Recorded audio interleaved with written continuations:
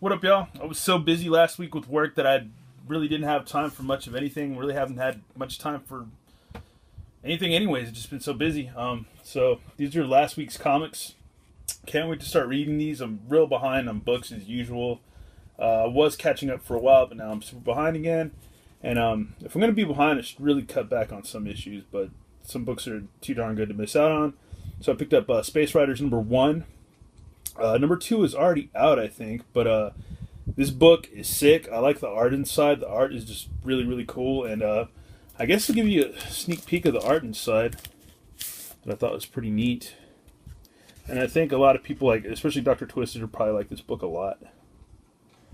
But if I can, I'll try to pick up some extra copies for any of you guys that are interested in this book.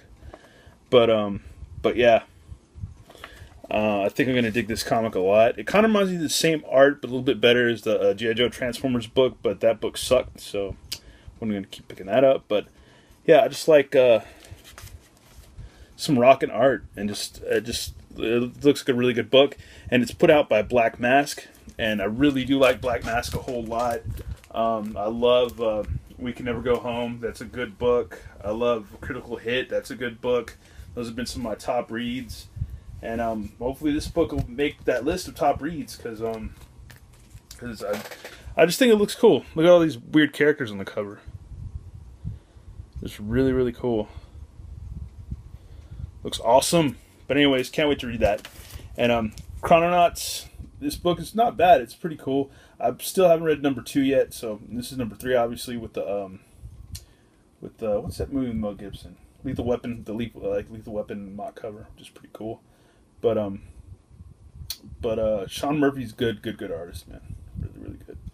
And I like Mark Millar as far as writing goes. So yeah, but can't wait to see where this picks up, because I know they go back in time or through a time rift or some kind of like time kind of Stargate thing or whatever, and one of the guys gets like stuck in another place, and so their buddy's gonna go in to save him or catch up with them. So we'll see what's up. Might be a little off on that, but it's been a while since I read that first issue. Here's Savior #2. Still need to read Savior #1. Yeah, I need to actually read these so I can see if they're good or not. But I'm a Todd McFarlane fan, so anything with his name, I'm going to pick it up. So, you know. And Southern Cross #3. I read #1. I really liked it a lot. A really cool book. If you like spaceships, ice planets, cool, tough chicks flying through space, then yeah, you should like this book. I think it's Becky Cloonan. I think does the art, and the art for this book is really, really awesome. It's just really cool, and yeah, it's a good book. It's pretty much about this gal who's going to find her dead sister's remains on this ice planet, where it's like this ice planet where they drill for oil or something like that. And she's on a ship, or a big tanker ship called Southern Cross, and she's cruising in that ship to go find out about her sister. And that's all that I have on issue #1. That's pretty much where it leaves off on that story. And it's pretty trippy, pretty weird book. But this is #3. Obviously, I haven't read #2, but hopefully catch up to it. Blibbity blobbity. Howard the Duck #3. I like Howard the Duck, though. Last issue seemed kind of weird. I'm gonna hopefully this one will be a little better. Writing just seemed kind of disjointed and kind of strange. I like the Howard the Duck character. He seems like a total dick, but it's funny. It's funny to me. And Joe Frankenstein #3. This book's pretty cool. It'd be cool if they made an action figure of this particular Frankenstein. He's cool. He looks cool with this puffy vest.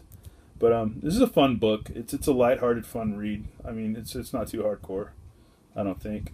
But yeah, I like it. It's cool. Art's cool. Secret Wars #2. I need to read Secret Wars 0, #1, and get to #2. Because why am I buying them if I'm not reading them? It's stupid. But anyhow, hopefully get to that soon. Because I spent all this week reading, which I'm going to get to in a minute. And here's Magneto #18. I think I've read the book before this. I think I'm caught up on Magneto. Can't remember, but might not. All depends. So the stack is pretty thick. It's pretty thick. Arkham Knight #4. I read #1. I don't know if I even have #2. I have got #3, but not sure if I've read #4 yet. Got to catch up. So behind. And I read this book, and this is something I've actually finished. The Caligula, Volume 1 by David Lapham and German Noble. Ivan Ruiz, The Mean Green Comic Machine, recommended this. This is a gnarly book. It's cool. I wouldn't recommend it for everybody, and it's also by Avatar Press, which is cool because I think they put out pretty positive, because I have some comics, stuff by Alan Moore and stuff like that, and a lot of books from him, and other good writers and artists. But I like David Lapham a lot. He's got a really demented mind as far as writing screwed up, jacked up stuff. And this book is no exception. It's very graphic. I wouldn't recommend it for everybody. It might offend some people. It didn't offend me, but it is a good book. I thought it was really cool and a really great read. And it's gnarly. I mean, if you look at the back, there's a head being chopped off and the guy being, blood gushing out from his guts. It's pretty twisted. It's but a warning. There's nudity. There's a lot of graphic violence. It's a gnarly book. I've never seen the '70s movie of Caligula. I mean, that's probably cheesy compared to this. But yeah, this is I don't think it's a '70s movie. I'm not sure. I might be wrong, or '80s. But anyways, yeah, this is a really, really good book. I do recommend it for the people that have that are used to reading graphic, violent stories, and they're not bothered by blood or guts or